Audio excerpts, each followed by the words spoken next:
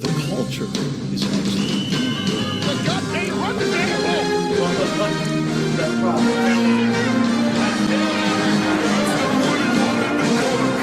Calling both games. The Dolphins have gone through intense turmoil over the past 3 months. No one knows if Stephen Ross is going to be pulled off stage like he bombed at the Apollo, but it won't stop Miami from having a relatively efficient free agent cycle.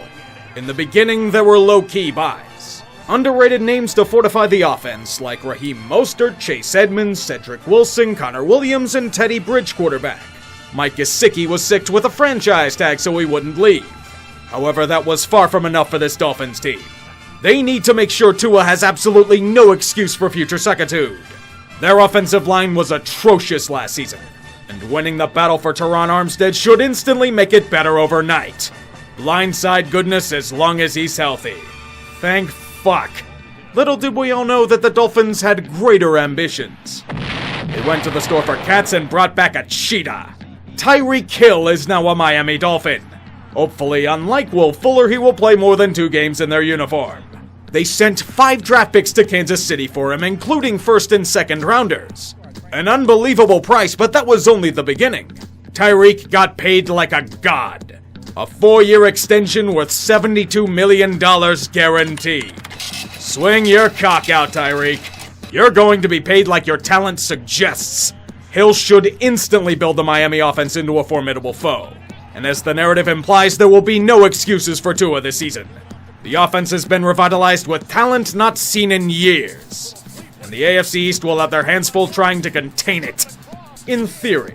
Perhaps we can tamper with the Dolphins' fortunes like Stephen Ross tried to do with Tom Brady and Sean Payton.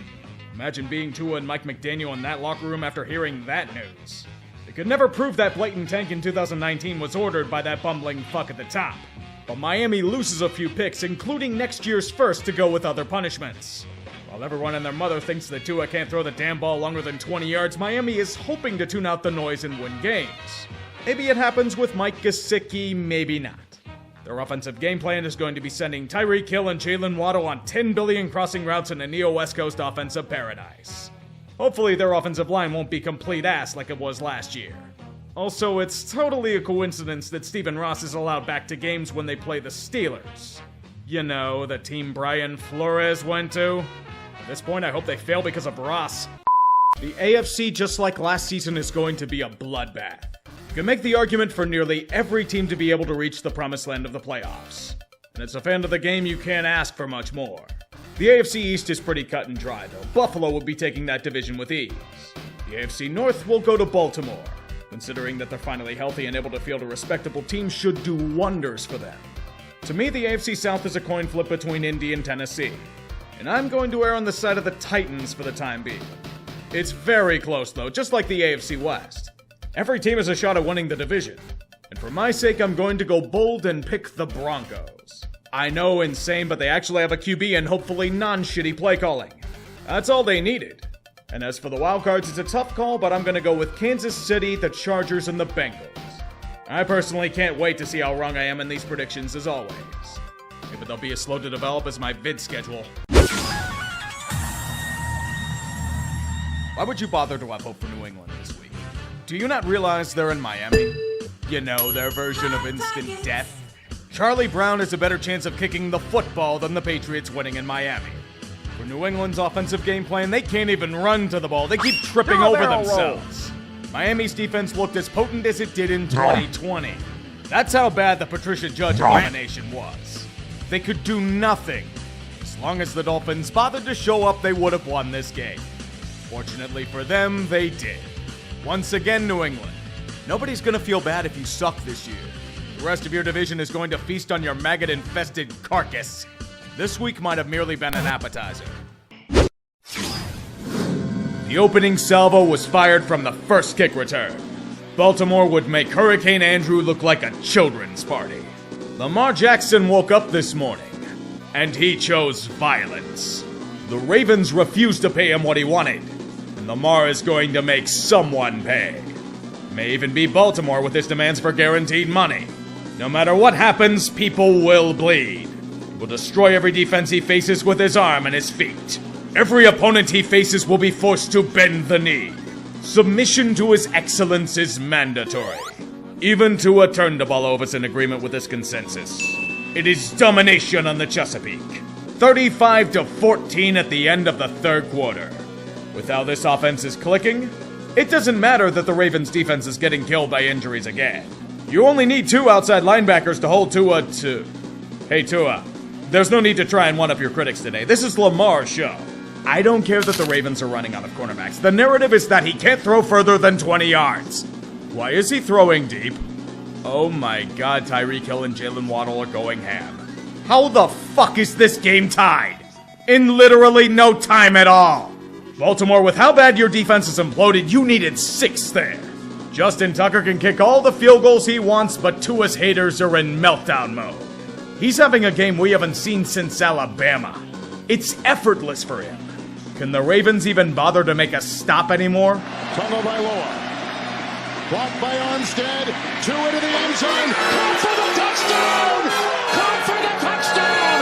Waddle! Man, you guys really love delivering brutal pain during home games. That was fucking pathetic. The Ravens falconed. Even more than the Falcons did in week 1. That's a skill few can replicate.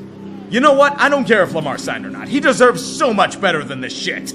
When a defense allows Tua to throw for over 400 yards and 6 TDs, that's the kind of shit that gets people fired. This was supposed to be Baltimore's emergence to greatness. Too bad Miami usurped it at the last moment. It's a fitting way to die. You blew it. Fish. An epic duel of AFC East powerhouses. Unfortunately for us, the football gods added a mod that forced this game to be played in the equivalent of Hell's Armpit. Extreme fatigue and cramping were the names of the game here. Buffalo's down a shitload of key defenders in this match. Not to mention Micah Hyde's out for the year. Miami has their chance to usurp control of the division. It was almost unthinkable a few weeks ago, but the opportunity has presented itself nonetheless. What we have is a war of attrition. Who can overcome the elements in front of them? Will it be Josh Allen and his army of table smashers? Or the Tua truthers? They may be held back by a concussion to Tua, but with enough Toradol injected in him, he's ready to go after halftime. Buffalo is a slight lead into the second half, but offense has been very tough to come by. Both defenses have come to play today. They'll make sure every inch is earned on this humid battlefield. Despite this conflict, the greatest wounds might be self-inflicted, as Tyler Bass misses a mid-range field goal to give Miami life. In a further testament to his haters losing ground, Tua throws a beautiful spiral on 3rd and long to give Miami not only momentum, but the lead itself. However, you can't count out Buffalo. They're out for blood, and that just happens to include the suckers facing them. These prisoners will be nice for future sacrifice at home. Bills Mafia pushes to the goal line, but they can't get past this fortification. 4th down is upon them. Can they break it? 4th and goal, and he throws short, incomplete. Josh Allen's heroics couldn't lift that pass to an open receiver. Pity. They'll need the defense to stand tall, and they do. But scoring is a different beast entirely. I don't know, this is risky. And it is blocked. Oh my goodness, blocked indeed. Or we will receive the greatest bounty. Eureka! We have found the ultimate meme. Butt punt! The modern meme play for a modern world. Not only does it allow Mark Sanchez to wipe his brow, it allows the Bills to win this with a field goal. With the ball back and no timeouts, time is of the essence. The sands of the hourglass continue to fall. Allen, up, grabbed, gets away. Oh my goodness, how did he escape? It goes off to McKenzie. He'll drive and dance. The clock continues to tick. He picks up 11. The clock is at 5. The clock is at 3.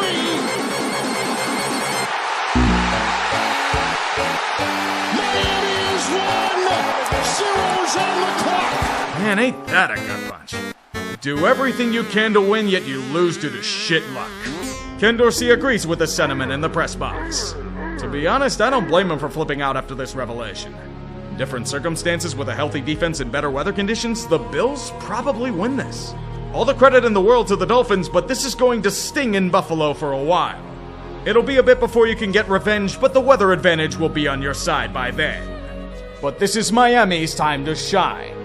They are now kings of the East. Strange to say. The game itself doesn't matter. Since he won, I don't give a shit. All week we were told that Tua Tagovailoa had suffered a back injury, despite being visibly disoriented days before. He should have never been playing in this match. With him suffering potentially his second major concussion in 5 days, it merely proved that people need to be fired over this. He went into a fencing position. That's major neurological damage he might have suffered. Anything else that happened in this game pales to what happened here. I'll give credit to the players for still playing after watching that shit, but I couldn't focus on the game itself. All I know is that Teddy Bridgewater went in and the Bengals got back to 500. I wouldn't have released Tua after only 2 hours in the hospital, but I guess the NFL knows better than I do. It's all good. He watched MacGruber on the airplane ride home. We'll see him starting next week at this rate. In a shocking display of empathy and logic, Tua Tagovailoa will not be playing in this matchup. Instead, it will be Teddy Bridgewater under center. Sadly for Miami, he suffers from Tyrod Taylor's disease. Whenever he steps onto a football field, he instantly gets injured. He's out of the game early with a concussion, as the NFL managed to move into the 21st century in regards to head injuries. So they're now forced to play 7th round pick Skylar Thompson. Dolphins, you're fucked. It would have been absolutely hilarious if the Jets somehow managed to lose this game regardless, but this was not meant to be. It was far from the prettiest showing in the world. But New York managed to overcome themselves to run away from their pesky opponent in the fourth quarter. We are officially in a parallel universe. Both East Rutherford franchises are above 500 for the first time in a decade. The New York Jets are a respectable opponent. Inflation is rampant. Nobody can buy a house for a reasonable price, but this is the shit that's made me realize the world's gone insane. As punishment for this embarrassing loss, the Dolphins will have to watch MacGruber on the plane ride home. A fate I wouldn't wish on my worst enemy. I'd feel bad for Miami for their self-inflicted situation, but I really don't. A series of concussions to their quarterbacks have forced them to chuck Skylar Thompson into the fire. He did not survive. He too was injured and had to leave the game. Fortunately, Teddy Bridgewater was healthy enough to take a snap, and his glass body surprisingly didn't break for a few hours. Despite this sudden surge of health, he could not break through the Vikings' defense. The opposing offense couldn't do it either. It's okay, Kirk. You'll have plenty of time to try and solve the Rubik's Cube of the Dolphins. Their defense is pretty stout. Despite the countless chances for Minnesota to put this game away, they failed to take advantage. Miami is creeping back into the affair. With the defense holding, Teddy has a chance to lead a drive that can grant him revenge. 3rd down and 15. Bridgewater's pass complete. And then Waddle loses the football, and it's recovered by Bynum of the Vikings. And the win waddles away. Jalen fumbled that like the Dolphins fumbled their excellent start to the year. After that, Dalvin Cook reinforced his standing as one of the more underrated backs in the NFL, and Minnesota sprinted to victory. We thought Miami was a Super Bowl contender 3 weeks ago. Those epic matchups feel like ancient history. Today we get a team lost at sea, thriftless and without wind to aid their sails. Water everywhere, but not a drop to drink. It's Miami's curse in a nutshell. The return of the king. Whether it's Tua for the Dolphins or Kenny Pickett for the Steelers, that will only be revealed in time. And this game neither really deserves such an honor. The real key piece coming back was obviously Stephen Ross. His guidance led the Dolphins to a strong offensive showing. If you ignore the roughly 5 interceptions Pittsburgh's secondary suddenly developed wax hands for. Starters were back for this game. What the hell gives? In the standard Steeler fashion for 2022, it's a winnable match they completely piss away. Miami was doing everything in their power to hand them a bullshit win. Tua was okay, but nothing special. Mike McDaniel thought he was special by going for it instead of taking the damn points. To go up by 2 scores. Even the analytics said to kick the field goal. Mike, with Matt Canada's middle school offense, they aren't scoring 10 points. If not that, Kenny Pickett decides to play hero ball and chuck horribly thrown picks. This isn't the ACC, Kenny. Defenses will eat you alive if you throw those ducks. The Dolphins self-sabotage themselves to a win, while the Steelers embrace a new standard. One of life without high-end talent to bail them out. Welcome to hell. Defense need not apply in Detroit. More shocked that I'm seeing offenses not completely self-destruct on a football field for once. Like many things in their city, the Lions went for a throwback. They storm out to an impressive early lead against an opponent that needs to win to keep pace in the AFC. This may be the time that Detroit embraces their fan-favorite mentality, but then you remember, the Lions have no defense. They throw out 11 of those tackling sleds from the old Madden games. Tua is simply playing precision passing on rookie difficulty. He aced it. With their inability to stop Miami on anything resembling forward movement, Detroit imitated their play under Matt Patricia. Stall out with a big lead and proceed to piss away the game. Miami managed to find their defense under some rubble. Or was it the other way around? I'm just confused. Kind of like chucking it deep on a 4th and 1. I don't know if Detroit's overthinking everything or just so smooth-brained they think it's genius. You do all that shit just to go back to the basement? Miami. The time is now to strike for a shot at another ring. It's been far too long since they've come close to that summit. But with these offseason moves, with this offense at full strength, with their solid weapons on defense, who stops them? The answer is clear. They need to add. What they could use is a really nice piece on the edge to pair with Jalen Phillips.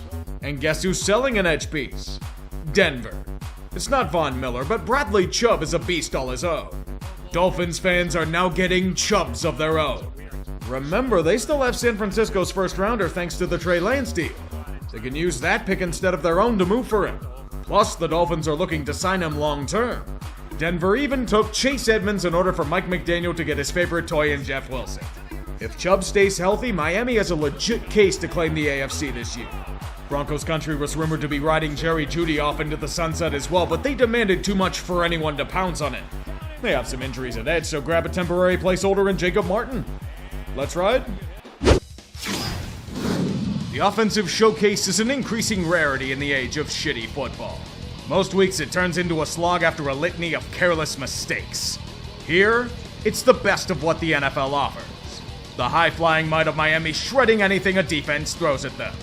Justin Fields lathering himself in grease, eluding every single defender in his sights. A blocked punt by the Dolphins for a touchdown. It's not offense. Oh well, let's go with it. It's a tale of anything you can do, I can do better. Tua throwing what many scream are underthrown balls to Tyreek and Jalen. Justin Fields having the most complete game of his NFL career. Over these past few weeks, it's as if something just clicked. Maybe it's not having Matt Nagy force him into a conventional role. He only set the league record for most rushing yards by a QB today.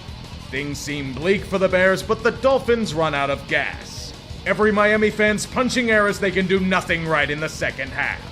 They keep turning the damn ball over on downs. Their defense suddenly can't tackle or stop a third down. Tua underthrows a wide-open receiver due to poor footwork. Chicago has a legit chance to steal a win in the heart of Soldier Field. The chance is there for Fields to have his moment. Let's see if he takes it. They need the Dolphin 48. Messy pocket going deep and looking for Claypool, broken up. That's got to be. Holland, There's no nothing. There's so flag. bad. How is that not a penalty? The defender was holding Claypool like he was his prom date. I get it, Chicago, and you like to fuck them over like this, but at least give them the chance to lose it by themselves. Bullshit like this only pushes narratives. And yours is letting Miami escape from their own self-inflicted wounds. Well done. The Bears can only have moral victories instead of a real one. Finally have some damn predictability in this league. I'm going to take this obvious result and run with it like Jeff Wilson did. One side features a white-hot defensive unit featuring Tua, Tyreek Hill, and Waddle. The other has Joe Woods running the defense. When you combine these two elements, you get an unstoppable unit running through a fortification of twigs and leaves. It felt like the Harlem Globetrotters against the Generals. An obvious jobber there to make the other guys look good and get a few bucks in the process. Miami accrued almost 500 yards of total offense. It doesn't matter what Cleveland did, the Dolphins were just going to ram everything down their throat. Since they've gotten Tua back, they're riding a 4-game win streak and they've reclaimed possession of the AFC East. This is the potential they flashed on multiple occasions. If this keeps up, who the hell stops them? Besides themselves, of course.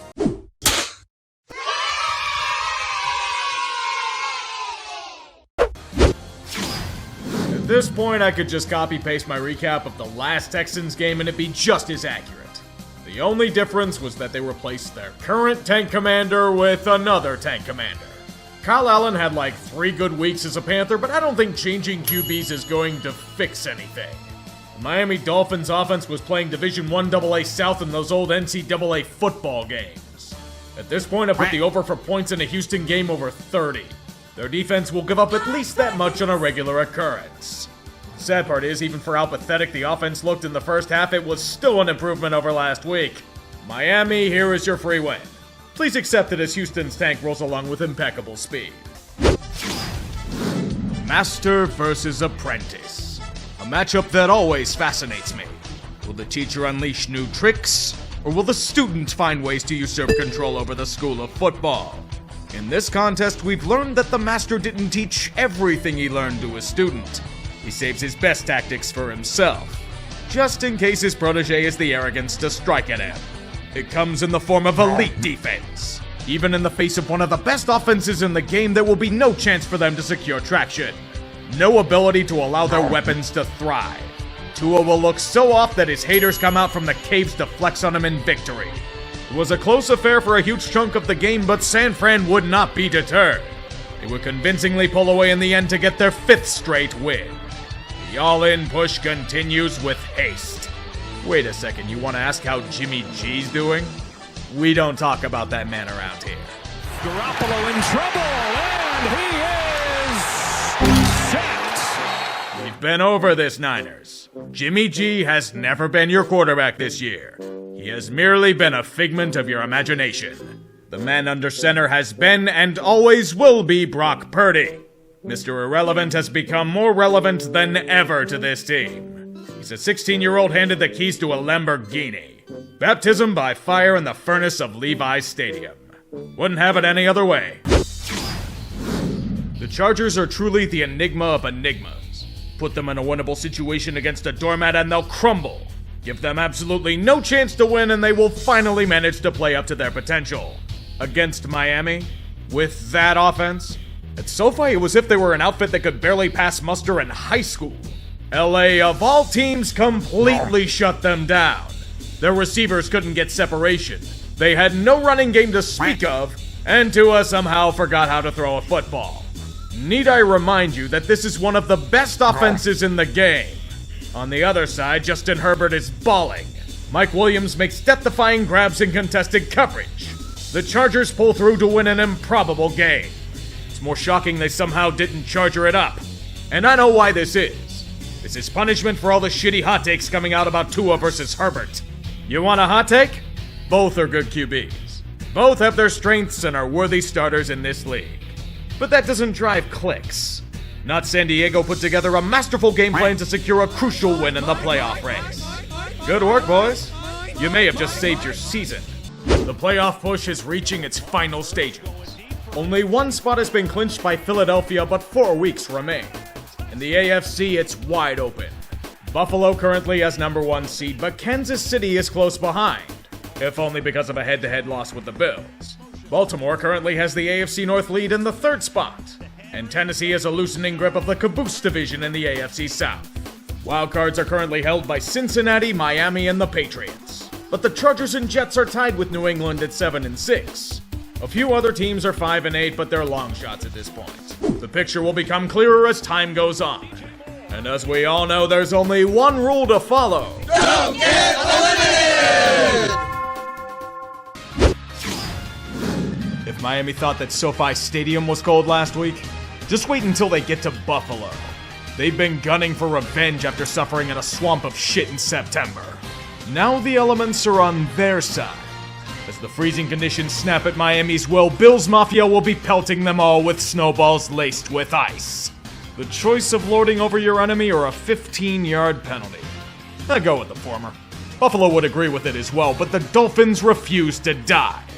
The struggle to secure divisional supremacy is important to both franchises. Miami's been on a little skid as of late, and they need to right the ship. What we have here is an epic. A battle between two well-run franchises that are desperate to assert themselves as elite. Blows being traded left and right in the frozen tundra. Snow falls heavier as the stakes get higher. Almost like a climactic storyline coming to an end. Miami up by 8 with Buffalo charging like their namesake. A stampede of offense to bring them to the end zone. The 2-point conversion to tie barely crosses the plane. Just barely. On the next drive, the defense more than barely steps up and squashes what was a strong offensive showing. Buffalo forces Miami to bend. The Bills stand tall. They survive a clash and are granted revenge for their loss in the first showing. We've had quite a lot of teams reach playoff land this week, didn't we? It doesn't mean we're anywhere close to settling how things will shake out. The AFC has many spots open to claim. Only Buffalo and Kansas City have clinched, and the Bills still have number 1 seed. Cincinnati overtakes Baltimore for the AFC North lead, as Ravens fans wonder why they keep squandering chances. Tennessee is far past that point. They've lost 4 straight and are in an existential state of dread. And for good reason. Baltimore has sole possession of the first wildcard spot with 9 wins, but it's probably a disappointment to them. Same as Miami, who falls behind the Chargers for the second wildcard spot thanks to losing their matchup with them earlier in the year. The Jets and Patriots both with back-breaking losses are the first teams out with 7 wins. They should be careful. There are a ton of teams with 6 wins, including Jacksonville, who's only a game back of their division lead. This is gonna be quite fucky, isn't it? Everyone left, you know what to say. Don't get eliminated! Remember when we thought the Dolphins a legitimate Super Bowl contender? Those times felt nice, didn't they? After the outright implosion they've been on over the past month, this will be known as Miami's Vice. A time where Jalen Waddle will make outstanding individual efforts to carry this team to a long touchdown. A time where dazzling offense will save the day. A time where the Green Bay Packers will yeet the ball 10 yards past a receiver on a 4th and 1. And then fake a punt at their own goddamn 20. Should be a Dolphins win here, right? You underestimate Miami's ability to completely implode. Every chance they should have to score points or one-up a team in a must-win game will be squandered. Tied at 20 in the second half? Doesn't matter if Green Bay isn't doing everything to win. Tua is in the spirit of giving. He was visited by 3 critics and chose to give tasty turnovers to the Packers defense. Maybe it was the concussion symptoms he was apparently experiencing. Where was the spotter on all this? No wonder why they've lost 4 straight. Green Bay needed this one too. They had every single thing go right this week, and false hope reigned supreme with a bunch of frauds ahead of them in the standings. Yep, they're making the playoffs now. God damn it. With a few big losses this week, the NFL playoff picture has become a mosh pit, as has been written for time eternal. The AFC North is still neck and neck between Baltimore and Cincinnati. Guess who plays each other in Week 18? That contest will more than likely be for the division title. In the AFC South, same scenario. Tennessee has fallen apart so badly that Jacksonville now holds the division lead. No matter what happens next week, their matchup is guaranteed to be for the right to advance as division leader. There are no changes in the first 4 seeds, but Buffalo can clinch number 1 seed if a few things go their way next week. In the wildcards, we know either Baltimore or Cincy will get one, and the Chargers just clinched another. But with Miami in freefall, the 7th seed is now murky. The Jets and Patriots, despite being awful as of late, still have a fighting chance. The Titans and Jags can still technically be wildcards, but their best shot of making it is winning their division. Pittsburgh and Las Vegas are clinging on for dear life, and will need many miracles to make it. Don't get eliminated! Tuanon is in shambles. Their almighty leader is out yet again, possibly for the rest of the year due to what is likely his 3rd concussion of the season. He may have been struggling as of late, but when the backup option is Teddy Bridgewater, you may as well wave the white flag of submission to anyone you face. This includes, conveniently, New England, coming off several horrifyingly bad losses where they ran themselves into visible spike traps. The fortunate thing for the Patriots is that their self-destruction tracker maxed out over the past few weeks. So good news for them, it's Miami that continues their relentless downward spiral. And worst of all, like most of the losses in this streak, they do it to themselves. Mostly by means of uninspired offense and a defense that's been more than suspect on many an occasion. They trusted the monkey's paw and now they must pay the price for their wishes. You wanted a great quarterback and receivers to go with him? You can have them, but the QBs are going to be injured. Teddy Bridgewater shattered his glass throwing hand, which forced him out of the game for Greenhorn Skylar Thompson. No success will be had. So not only has Miami lost their 5th straight in hilariously embarrassing fashion, they no longer control their own destiny. They need New England to lose next week to have any hope. But do you seriously trust the Dolphins to even take care of their own business? I can't even trust them to wipe after they take a shit anymore. Thanks to the no contest ruling, there will be a few wrinkles. If the Bills and Chiefs make it to the AFC Championship game, it will be played on a neutral site. This will occur if both the Bills and Chiefs win or tie, or they both lose and the Ravens win or tie. If the Chiefs and Bengals reach the AFC Championship and the Bengals win in Week 18, it will be played on a neutral site. As for the AFC North title, if the Bengals lose to the Ravens, home field advantage will be decided by a coin toss. The premise for both is simple. Win and in, loser goes home. They put the game on Saturday night, though. Strange. The 7th seed is an abomination that should not exist. All of these teams will be cannon fodder for the Bills in the wild card. But the NFL likes money. So we get this scenario. The Patriots are win and in. The Dolphins need a win and a Pats loss. The Steelers can bullshit to another playoff berth with a win and New England and Miami losses. On to Buffalo, where New England controls their own destiny. New England must bow out. This is for DeMar. The rest of the NFL's been waiting to say this for a long time, Pats fans. Welcome to hell.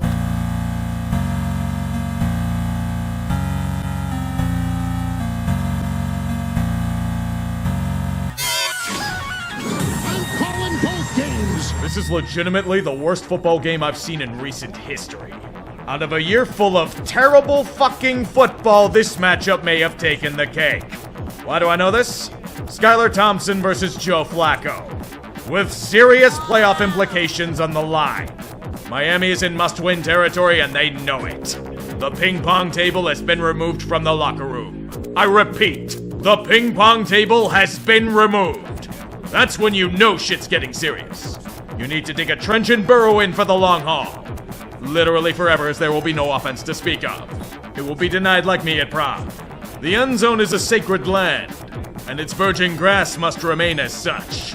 There will only be the kicking of field goals. And some of those are missed. The legs of Jason Sanders and Greg the wide left leg will be tested in this affair. Because nothing screams 2023 like everyone standing their ground and refusing to budge. That is until Miami's final drive. Like all things the Jets do, they must fail at it. A horse collar. That's what gets Miami into field goal range. Please, Jason Sanders, put us out of our misery. On the way, down the middle, with distance. The ping pong table should only be reserved for Jason Sanders. One of the ugliest wins I've seen in a long time. But it's enough to stave off humiliation for a week. Dolphins, here's your ticket to be destroyed by Buffalo. Now fuck off.